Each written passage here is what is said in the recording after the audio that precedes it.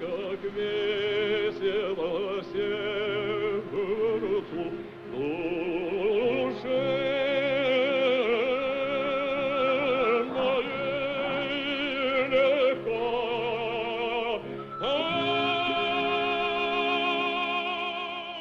Не встречал бы вас, не страдал бы так, я бы прожил жизнь, улыбаючись.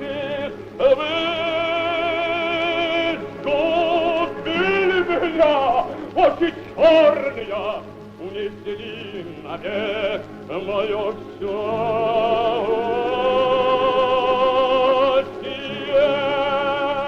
Очи черные, очи крутые, очи страстные и прекрасные. Федор Иванович Шаляпин. Это нечто огромное, изумительное и русское.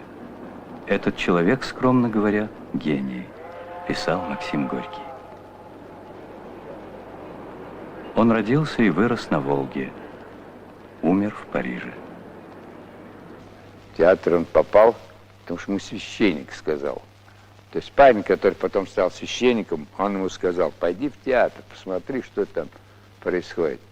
И вот шла какая-то пьеса и фантастическая, и на него произвело страшное впечатление, что треножник какой-то стоял с огнем, и вдруг этот треножник сам пошел и ушел. Вот это ему показалось совершенно замечательно. Как человек, отец был... В жизни он, по-моему, довольно легкий был человек, но строгий в рассуждениях. Я выбирал слова, когда я с ним говорил, знаете, что он не терпел глупости. Он требовал от меня быть таким же умным, как он сам, понимаете, что было невозможно. Но мы сговаривались все-таки. В 1922 году Федор Иванович Шаляпин покинул Россию навсегда.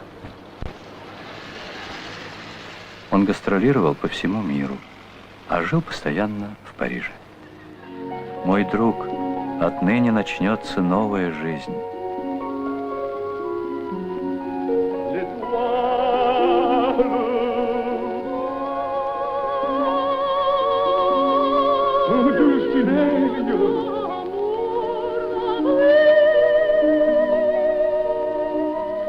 Avec l'astre éclatant